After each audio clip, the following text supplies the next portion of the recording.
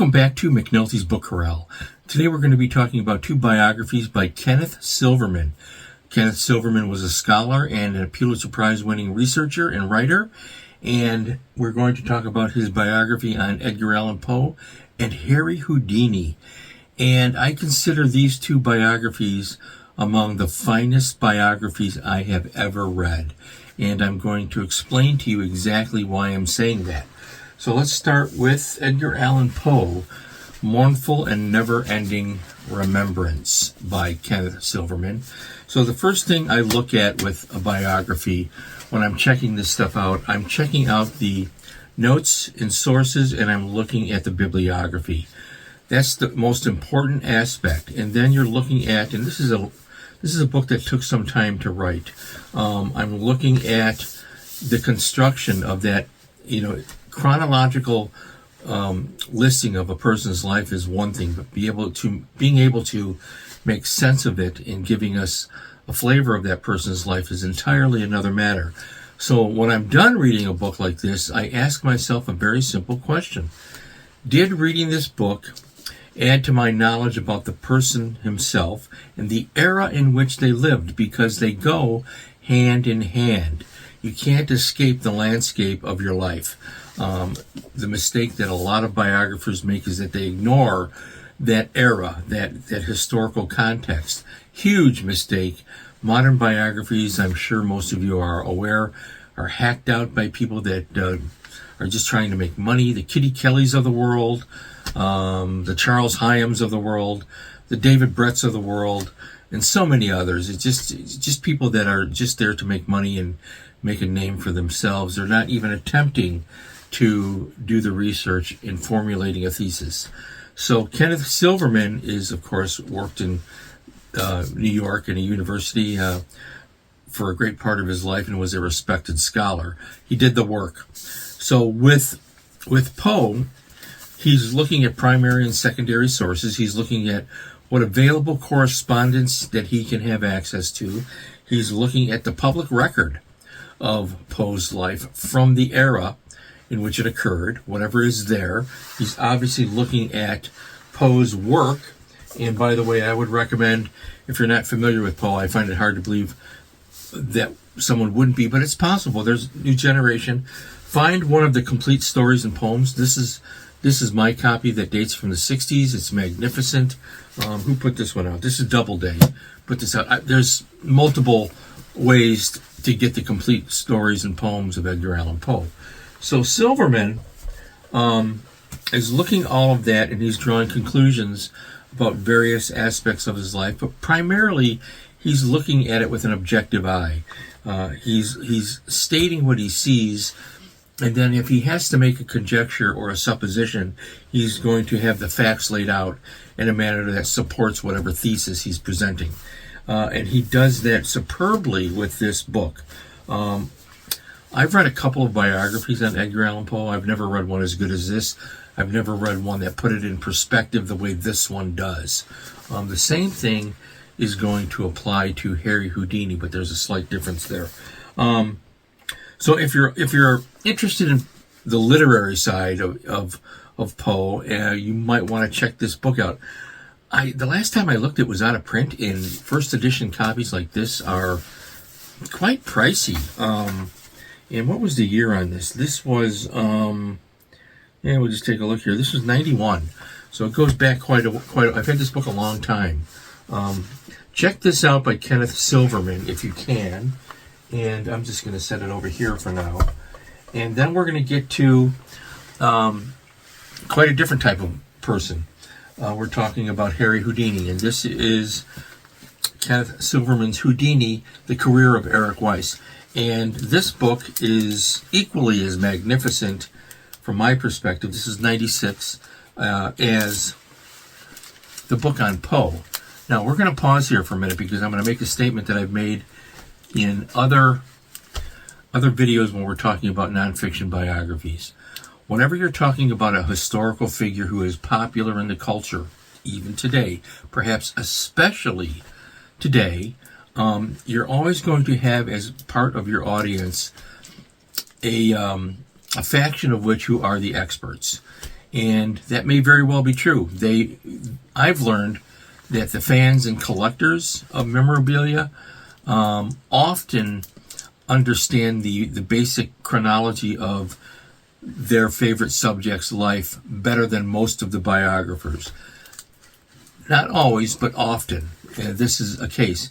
And that's for the better. Collectors, for example, are a breed unto themselves. And you get the good and the bad with collectors. I've talked about that in other episodes as well. With Houdini, there's no exception to this.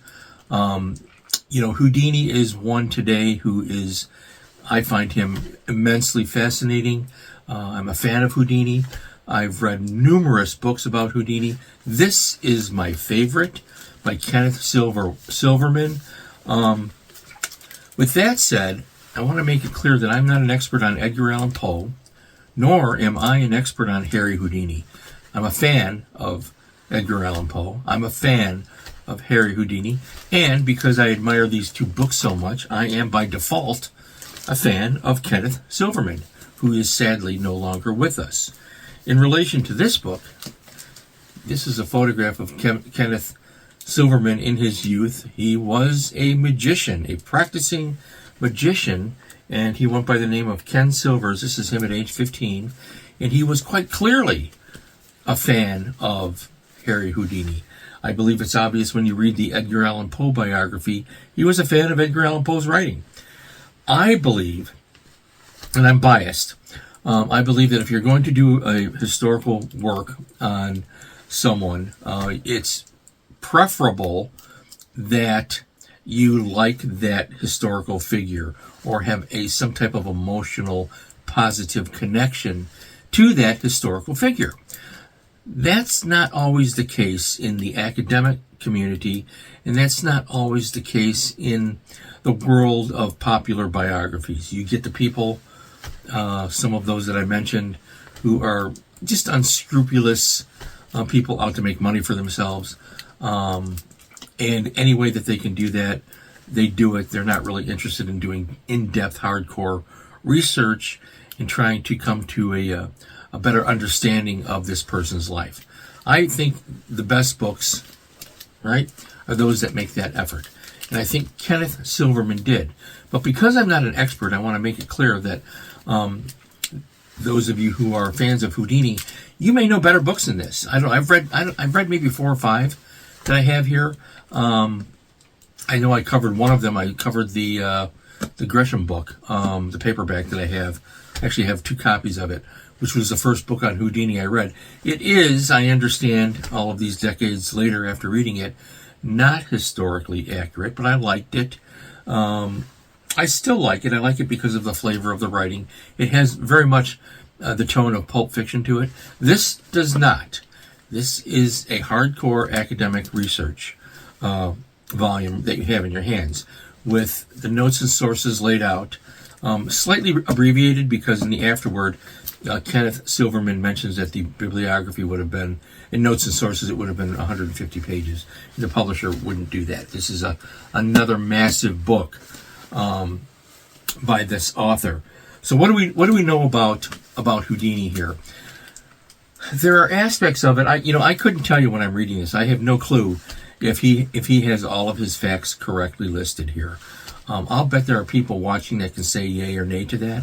That's okay. That's fine.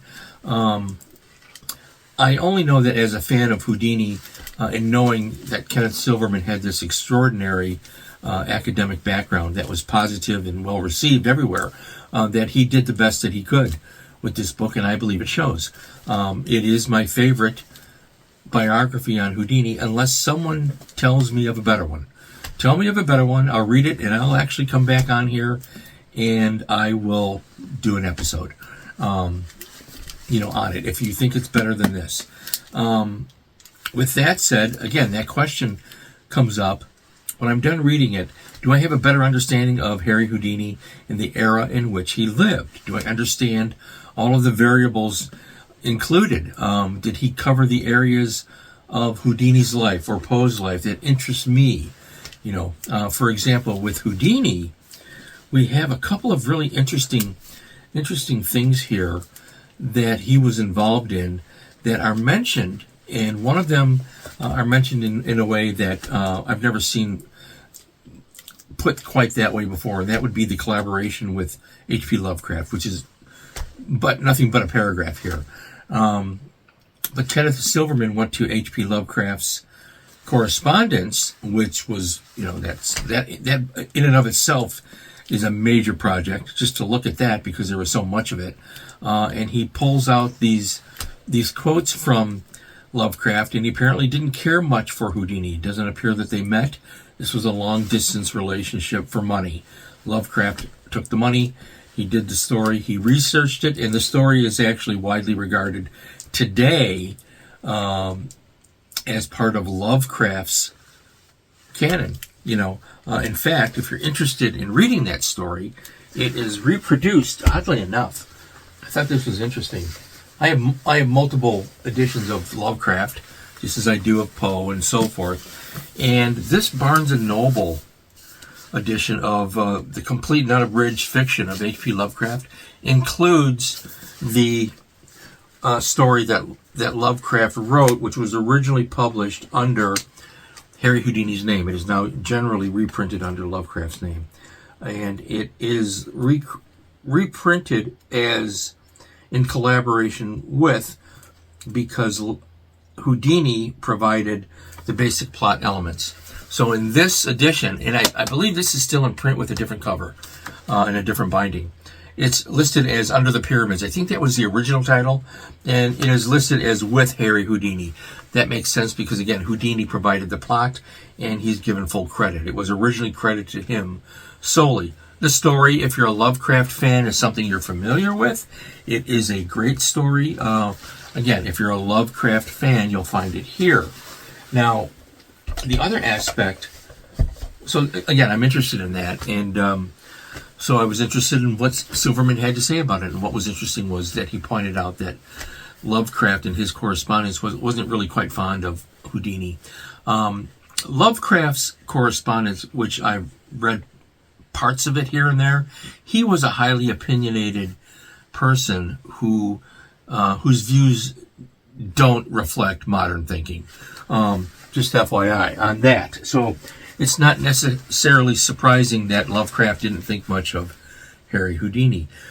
Excuse me. For me, that does not detract from an interest in Houdini or Lovecraft.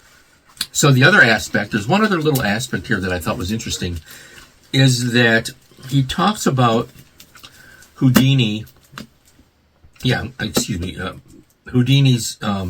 membership in the Masonic fraternity.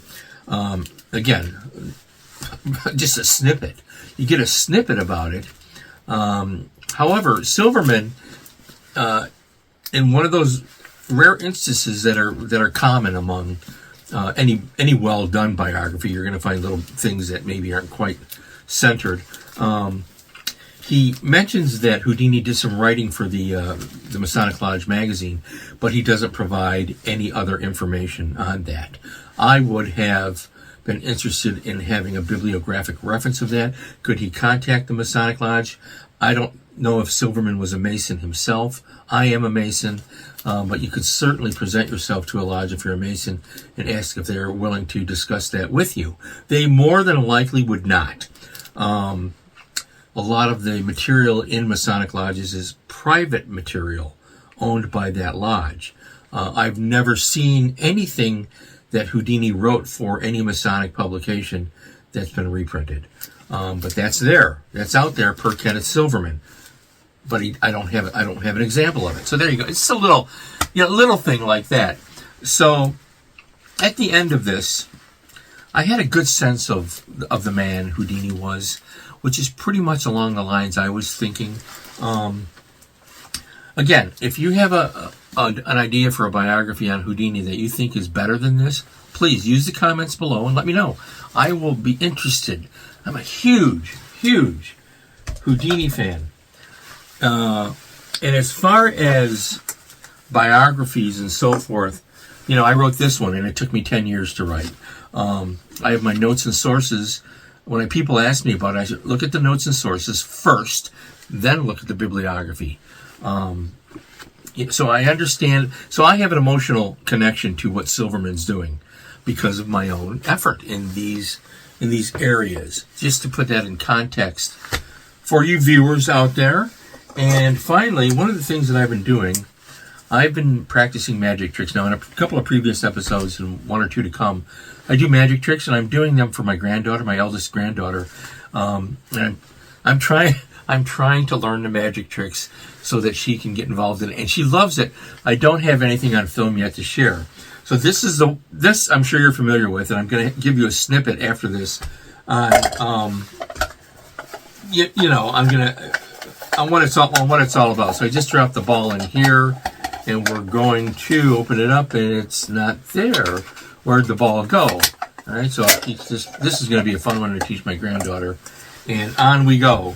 And then, of course, I'm sure most of you interested in Houdini are familiar with this type of thing. I don't know if Houdini did this, but modern magicians use this gimmick, and it's a great one for kids. So teaching young kids magic tricks helps build their self-confidence. It gets them in front of an audience. It helps analytical skills, just like reading does, that I'm promoting here on this webpage. And it's really a lot of fun to see the kids take to it. They do it better than I do. Okay. So anyways, here's a little snippet to end this episode of the Hogtied Magician trying to learn this for himself. And I filmed it just to, get a feel for what this is going to look like to a 9-year-old when I teach it to her. And by the time this airs, she will probably have mastered this trick and many others. So better than me. So anyways, 2 great books by Kenneth Silverman. Boy, what a great writer this guy was. And I hope you found these interesting. Check these books out. I'm going to try and get some of his other. He has 2 or 3 others. I never read the one on Cotton Mather, for which he won the Pulitzer. So we'll get to that. So anyways, take a look at this snippet. And until next time, stay well, stay happy. Feed your brain, read a book. Good evening. I am the Hogtied Magician. And today I will demonstrate for you some magic by waving my magic sword over these instruments. You'll note that we have red, yellow, and green. And we will now perform a magic trick. Let me show you. Here we have red, yellow, and green. I'm going to take them out, and I'm going to magically take them back in. Yellow, and green. And we'll take these up too. And we have red, and yellow. We have red, and yellow. Something's wrong. Let's try it again. We'll do it this way. And we're going to do it here. We're going to do... Let's take this one. Put it here. Let's take this. Today, I will attempt for the 50th time to perform a magic trick.